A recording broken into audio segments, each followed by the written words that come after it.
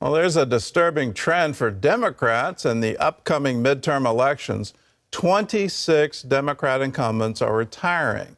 Plus, a new poll puts the president's job approval rating at just 33%, his lowest numbers ever.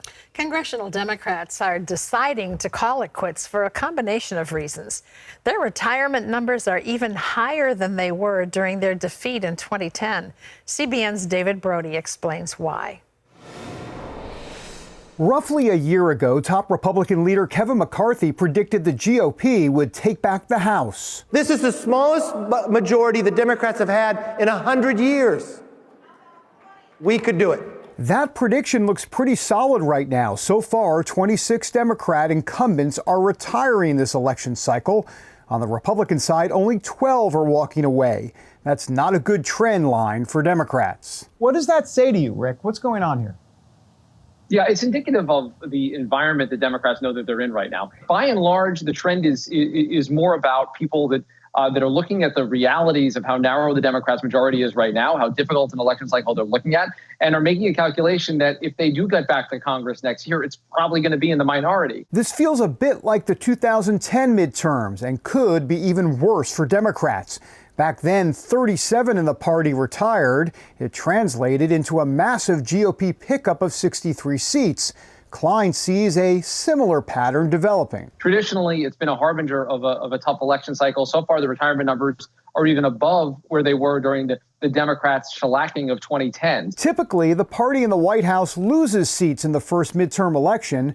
Still, Democrats hope some future policy victories will reverse course. They will be able to talk about how we are fighting for and hopefully will have passed efforts to put in place universal pre-K, efforts to cut the cost of childcare, elder care, and make sure that we're investing in addressing the climate crisis. It is about a choice in this country, and we'd rather be us than them in that case. That seems hard to believe with a narrow majority in both the Senate and House, along with President Biden's job approval below 50%. This midterm election is shaping up to be particularly tough for Democrats.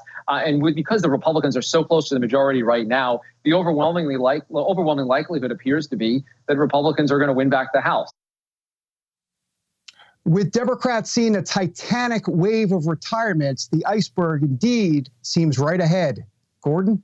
Well, David, it seems like they've been spending a lot of time trying to appease the progressives, but we've got inflation out of control. It's at 7% and doesn't look like it's going to slack off anytime soon.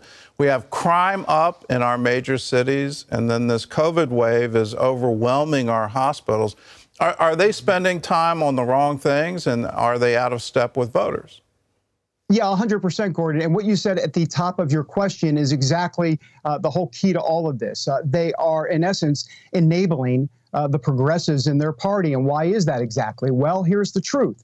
And as we've talked about before on the 700 Club and across CBN News, the Democrat Party has changed over the years, over the decades. And so here they are with the progressive caucus in the House and also in the Senate to a degree, having increased numbers than they used to 10, 20 years ago. And so what do? If you've got a party that has all of these progressives in it, you go to the majority of what the party wants. And what the party wants right now is very progressive policies. And that's what's happening. And that leaves you out of step with the American public. Remember, we're a center-right country overall.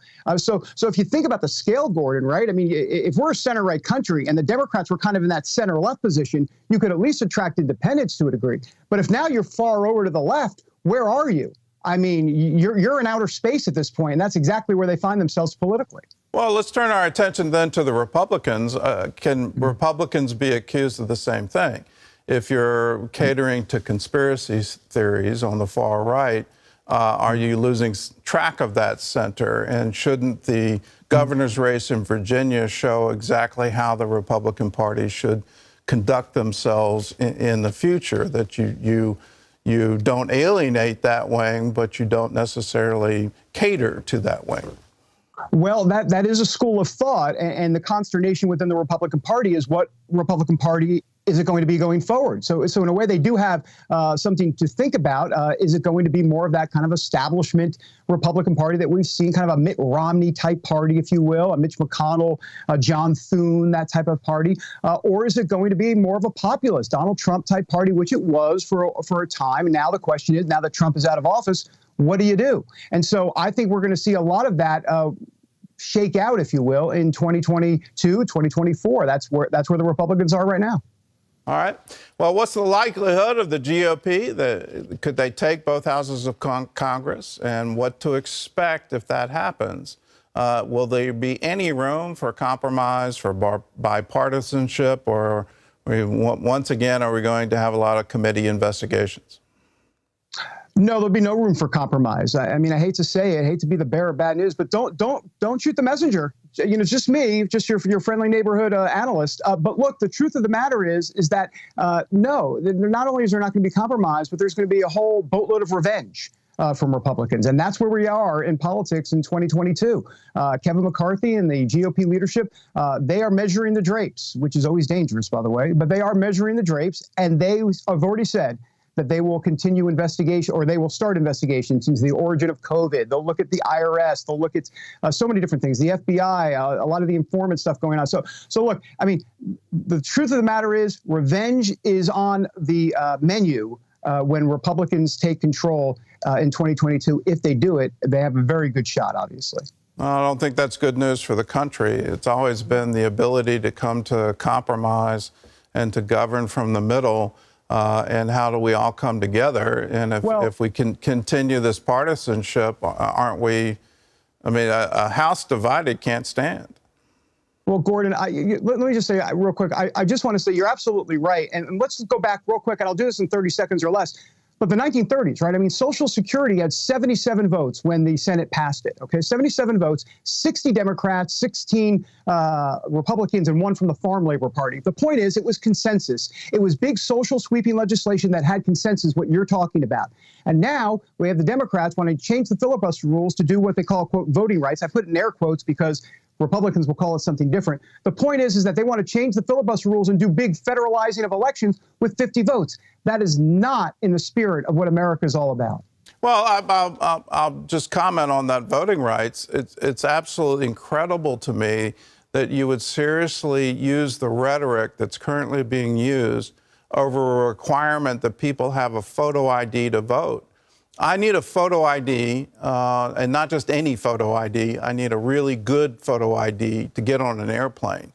So I don't understand the problem with needing some kind of verification of who you are to get into a voting booth. Right, but you need a verification to make sure you're vaccinated. So you need the proof to get in somewhere when you're vaccinated, but you don't need it to vote. Well, I mean, let's think about this a lot. Can we step back for a moment and be a free thinker? I mean, let's think about this. Anyhow, bottom line is we're living in a 180 world here.